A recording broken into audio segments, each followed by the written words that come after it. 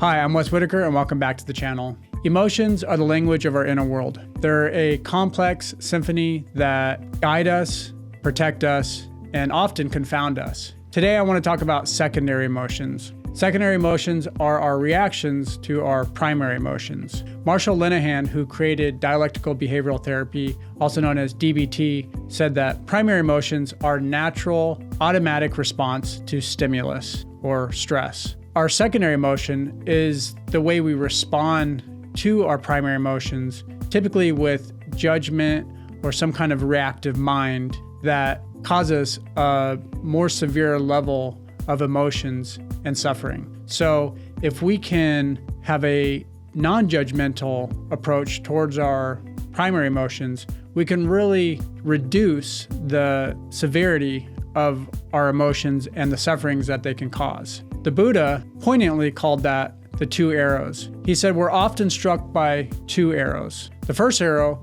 is when we're struck by life's adversities. The second arrow is the one we shoot ourselves, typically in a response to not wanting to feel the first arrow. So the Buddha talked about how by using our mindfulness, we can stop ourselves from shooting that second arrow and work with just the primary emotion. Now, neuroscientists have recognized that the limbic and amygdala emotional part of our brain gets activated when we have a primary emotion. But they also found that our prefrontal cortex becomes activated when we have a secondary emotion. So that shows that our brain and our mind has an impact on how we respond to our emotions. One of my favorite formulas is pain times resistance equals suffering. And basically what that means is that whether it's physical or emotional pain, we have a response to stimulus or things that happen in life. And our initial reaction can be to not want the pain, right? Because pain can be intense. However, pain is really a sensation. It's an emotion or it's information letting us know, oh, something's happening right now. So, of course, we need to know if like our hand is hot on a stove, right? So you got to move your hand away.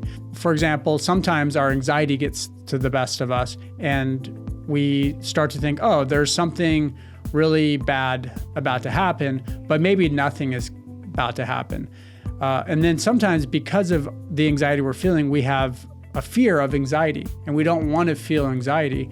So we try to get away from it or we resist it. But the truth is, if we just settle into the primary emotion, the anxiety, and go, okay, what's going on? Am I really in danger here?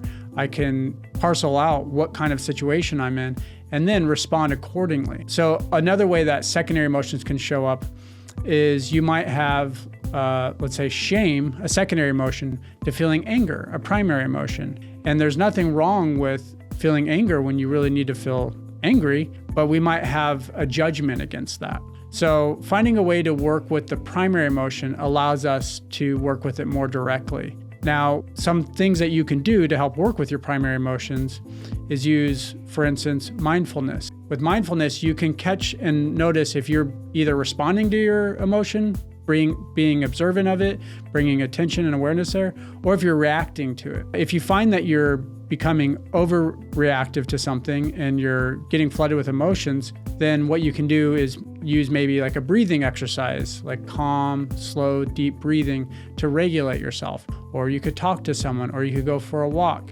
Things that can help you from getting into a secondary emotion. That way you can work directly with that emotion and again, look and see if there's something you need to do to respond, to solve a problem, or just to process the emotion. And so by using mindfulness, awareness, and compassion and openness to the experience you're having, you begin to develop emotional resiliency. I hope you found that useful. If you did, please hit the like button. Feel free to leave a comment or question below. If you haven't yet, please subscribe to the channel and please share this video with anyone that you think might find it useful. And if you want to learn more about me and my work, feel free to go to my website at weswhitaker.com. Thank you for listening.